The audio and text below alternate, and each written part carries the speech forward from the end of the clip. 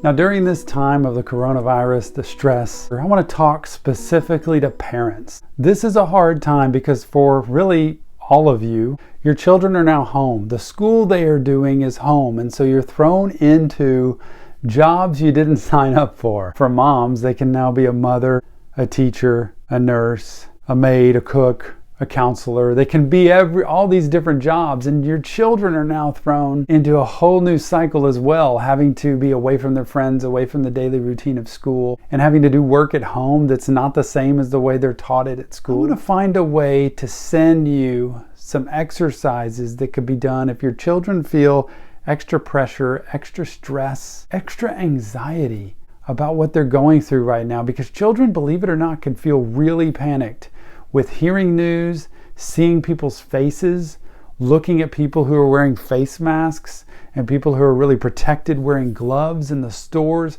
It is a difficult time, especially the younger children get. They can be more anxious than you ever imagined. So you want to be able to keep them away from as much of that as possible because they feel more than we do. Children are feeling beings. Adults typically are thinking beings, and so children act and react from how they feel. So when they get anxious and you see them either crying a lot, being irritable, being more angry and reactive, staying by themselves more, being more emotional, there are some quick things that you can do that might help a little bit to alleviate the anxiety. And I'm just going to run through them and give you a chance to try them out yourself and see how they work for you and your children. The first is just basic quiet time. I know every parent knows about this. The trouble is, though, we sometimes don't use it. In fact, we tend to use it when children are in trouble or when we've just had enough as parents. But I want you to be able to use a steady quiet time with your children. 1 in the morning, 1 in the afternoon right now. Just say 15 minutes of quiet time. You lay on the floor, you lay on the couch, you get a book, you get a puzzle. There's no electronics, there's no video games, there's no loud gadgets. It's a chance for everybody to read, to look at pictures in a picture book if they're really young, to do a puzzle that's quiet, that's not one of the loud ones, it's just regular pieces, something that's quiet that will keep them still. That quiet time, if you build it into your schedule twice a day, is something that's predictable that will let them settle their nervous system. And the one thing, parents, is you can't just set your children down for quiet time. You have to do it as well. And it's tremendously valuable for adults, for parents to do this. So think about quiet time. The second is soft music. Think about playing some soft music just out loud in the room. That can be during your quiet time, by the way, but also soft music can be playing while it's playtime. And if it's quiet, soft, gentle music, it can actually settle people's nervous system.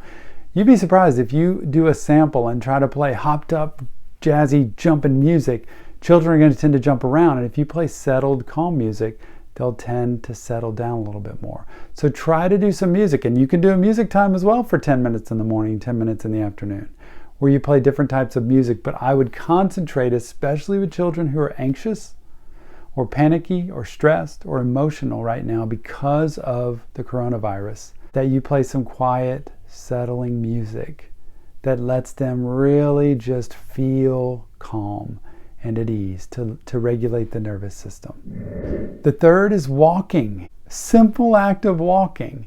You know, I talk a lot about some of the work we've done in terms of trauma and stress and anxiety with EMDR, which is using bilateral stimulation of the brain, much like when you sleep and dream. It's using bilateral stimulation while pairing it with a memory that was stressful, and it helps desensitize the brain to the stress of that event, the trauma of that event. Helps people settle down from it. This can be used just by walking, because when you walk, your 2 feet are stepping back and forth, left and right, and it's tapping on both sides of your brain. And so when children are stressed out or anxious, I usually try to take them for a walk around a cul-de-sac in your neighborhood, up and down the street, in the backyard to the fence and back a few times, up and down the stairs, not as a discipline or punishment, just as, let's just move a little bit. You'd be amazed how much better you will feel if you walk and just kind of talk about the stress that's going on, or let your body feel how stressed out. And if you've got really young children, walk with them and you be the words to their stress. Talk about what they were stressed about. It seemed like you were really upset when your brother was taking your things in there, and it's like that made you want to just get really mad at him, and it seemed like you were really upset and frustrated. And I could tell that was not very fun for you. That's not even questions. That's just statements about how they feel, because if they're young enough, they can't put words to it, but they'll be able to feel, yes, that's exactly how I feel. And you'll hit a home run. Pair that with the walking. Children can have a tendency to settle down a lot quicker with the nervous system. Again, another 10 to 15 minute drill to do in the morning and afternoon. Before you know it, your schedule's starting to fill in really nicely with young children during the day. The next is drawing. Drawing. You could take pictures, you could take mandalas that you draw different colors in spaces. It doesn't matter how perfect or good it is. It's just the act of drawing whatever you want. But specifically, you might tell children when they're angry, when they're scared, when they're frustrated, when they have anxiety. Draw a picture of how your body feels. Use the colors of how your body feels. Draw a picture that can show me what your life is like right now. And you parents draw too. You don't have to always draw happy pictures. You can be frustrated, scared, worried, nervous, and you don't have to tell them all the panic that's in the world about being scared about getting sick. You can just say, sometimes I'm sad, and the color I'd use for that is this. And sometimes I feel happy, like when I wake up in the morning, and you can talk through that, and they can start to learn how to express themselves. So just the simple act of drawing can be helpful. And the last one I'll use for today is yoga. You don't have to do perfect yoga, especially with young children, but you can practice different poses that stretch the body, that practice breathing, and that let them feel settled by the end, because yoga does help us feel settled down. So practice different yoga moves. Find videos on yoga with children and just do this like as a routine. Again, another 15 minutes, morning and afternoon, or maybe just once a day. But it's not meant to do hardcore yoga. It's meant to try to do a new routine to get the anxiety feelings out so children don't end up feeling depressed. So parents, just a reminder of all these activities that you do. Try to do them regularly and do it with them. The more you do with them, the more they feel like they're a part of it and they're with you in it. So do some of these activities and exercises with them. Take a time out for your day. Put your phone aside. Don't respond to any kind of electronic screen time or phone calls or text, and just be with your children in these pockets of 15 minutes to do this. And do it regularly. The other thing I would remind you is to encourage your children rather than constantly reassuring them.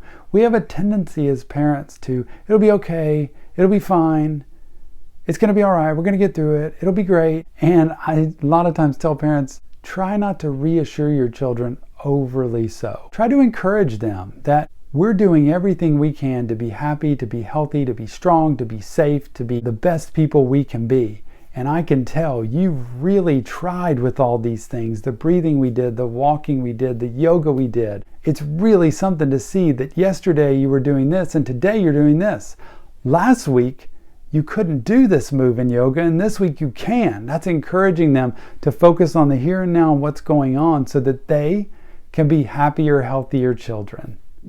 And lastly, like I said before, try your best, parents. Instead of asking your children a bunch of questions or trying to pretend that everything's going to be okay, to just put words to their feelings. If your child's sad, say it. If your child's frustrated, anxious, feels alone, say it. It seems like it's really hard for you right now. It just seems like you're sad and you just want to kind of be on your own. It's just your perspective. You're not telling them they're sad or angry or anxious. You're just pointing out what you've noticed. And with children, they appreciate, because again, they're feeling based, not thinking based. They appreciate the feedback. And when you try to talk like a radio announcer at a baseball game on the radio, and you give the play-by-play just out loud, you'd be amazed at what a connector that is to you and your children. So try some of these exercises, incorporate them into your life. You're going to find that some work amazing and some really don't work at all, and that's okay, because there's plenty more that we can put out there. Do your best to just try to put pockets of 10 to 15 minutes in the morning and the afternoon of different activities with children as a time out from school and all the other things that need to get done, so that they can relax and decompress with quiet and calm and peace and music and breathing and all that great stuff. And parents, do it with them. You'll be amazed at what the outcome will be.